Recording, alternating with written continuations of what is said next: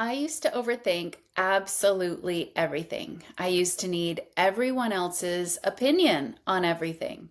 I used to seek so much external validation and try to control everything. It was exhausting. Constantly wondering, is this the right choice? Is this going to work out? How am I going to create this big shift, this quantum leap? And when is my life going to actually start? If this sounds familiar to you and you found yourself feeling this way too, then stay tuned. In this video, I'm breaking down how to surrender fully and what the law of detachment really means. There's a lot of misconceptions out there. So we're going to talk about how to let go the right way. It doesn't mean giving up. How to stop caring in the right way, the way that aligns you with your true power. If you're new here, hello, I'm your Muse Traci. On this channel, I teach you how to peel back the false layers of programming, how to embody your power and manifest the life, the love, and the peace that is already yours, effortlessly. So you can wake up each morning with calm confidence and the deep knowing that you are the creator of your experiences. So let's start with this truth. Surrender is not giving up your desire. It's giving up the illusion of control. It's releasing the illusion that your human mind has to control every tiny little detail. And if you don't, it's all going to come crashing down somehow. It's trusting that your desire was already fulfilled the moment you imagined it. Most people get it completely wrong and think detachment or surrender means not caring. They hear stop giving a and take it as disconnect emotionally. But true detachment is freedom born of faith. When you surrender, you're saying, I trust the higher intelligence that created galaxies can handle the timing of my manifestation. You're no longer in this space of micromanaging your reality. You're learning to flow with your reality. So when you're trying to control everything, you're operating from fear and from lack. And this will not get you very far. You're operating from a belief that if you don't push, it won't happen. And this is highly disempowering. That energy, that tight grip, is exactly what keeps it from flowing.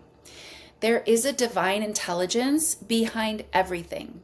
It's always been there, even before you were born, even before you had these desires that you're manifesting. It's always been there. It's always been taking care of everything perfectly. It's the same with your manifestations.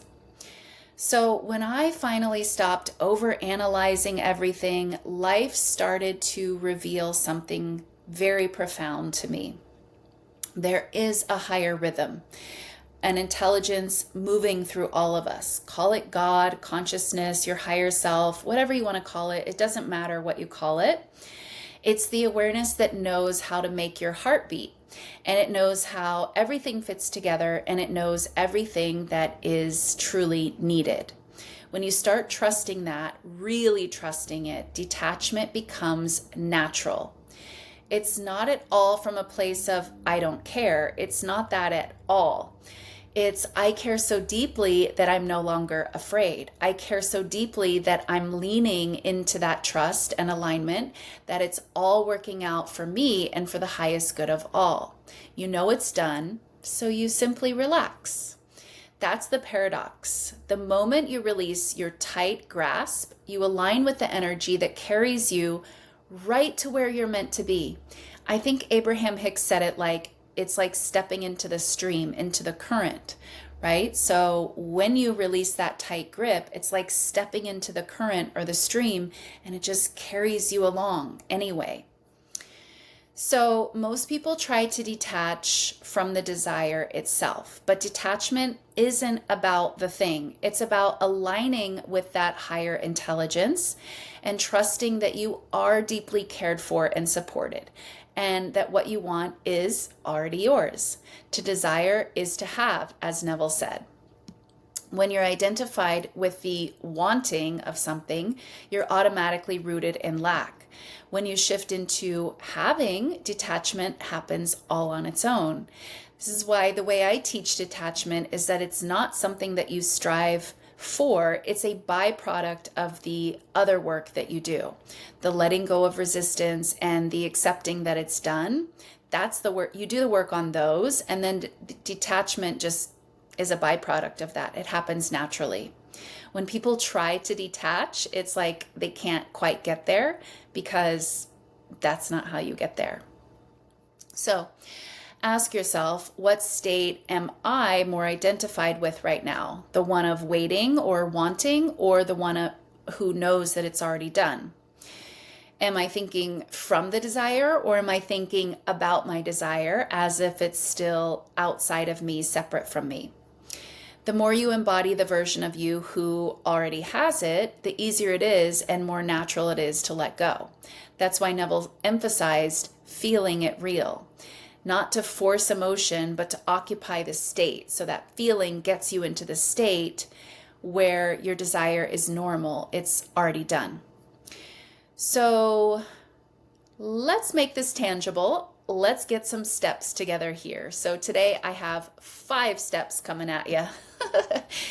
Here's how to surrender the correct way. Number 1, notice when you have this tight grip of control, when you start overthinking, checking, doubting, saying to yourself, okay, just notice and say to yourself, recognize, okay, I'm gripping again. Awareness is everything. You can't change what you don't see. Step number 2, breathe and try to let go, soften that control. Physically relax your body, drop your shoulders, take a breath, and remind yourself it's already done. Step number 3, shift your focus inward. Instead of looking at the 3D world for proof, turn inward, turn to that feeling of safety and of it already being done.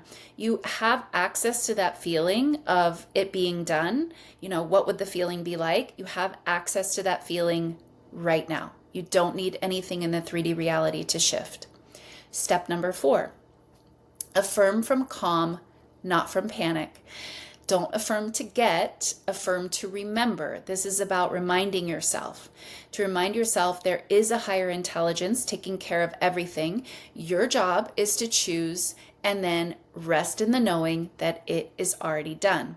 You can even say, everything is unfolding perfectly. I trust the timing of my life, right? That's that trust and that divine intelligence that is taking care of everything. Step number 5, stay in faith when it looks like nothing's happening. Silence doesn't mean nothing is happening. It means the universe is, in fact, rearranging itself. So practice being in the space of the unknown. The space of the unknown can be uncomfortable, but the more you remind yourself that the space of the unknown is also the space of infinite possibilities, the more you can remind yourself that, the more you can get comfortable, being uncomfortable in the space of the unknown when it looks like nothing's moving. So when I finally embodied this, and to be honest, I struggled in this area for longer than I needed to. But once I finally learned how to drop in, to really trust and surrender, my life changed dramatically. I remember a time when I was trying so hard to make everything move faster. My business, my relationships, my manifestations, just pretty much everything. And it was exhausting, and it also wasn't working. I felt like I was doing all the right things, but nothing was working. And then I kept being reminded to surrender. It just kept popping up in different areas of my life. Like the universe was trying to send me this message, screaming at me, in all these different ways, trying to get my attention to stop forcing outcomes, to just surrender, to trust, to start trusting that greater intelligence in my life, to know that my soul, my higher self, has a plan for me. And my soul, my higher self, whatever you want to call it, God, the universe, speaks through my desires. So I can relax in knowing that my desires are literally meant for me. All I have to do is accept that, surrender to that, and get out of the way of that. So once I kept getting this message, you know, knocking me in the head over and over, I stopped checking, I stopped chasing, I stopped obsessing, and I started trusting. I started holding that space where before I would want to act or I would want to push. I started changing the way I thought and my behaviors, and I did this very consciously. You know, the old impulses to act and to push were still there, but I had to bring myself back into surrender very consciously, very, intentionally. I had to do this. But within weeks of really practicing this, opportunities that I'd been pushing for months suddenly came to me with no effort, seemingly no effort. Literally, it was almost like a dam broke open, right? People reached out, situations resolved themselves. It was like everything changed overnight. And, that's not really the truth. It can look like that from the outside, but I had been creating all along. I was just also blocking my creations with the resistance. So when I stopped the resistance, when I stopped blocking, everything seemed to flood in again, seemingly all at once. And that is the true power of surrender when you do it the right way. So here's the truth. You can't surrender if you don't trust. It's not possible. And you can't trust if you don't believe in your own power.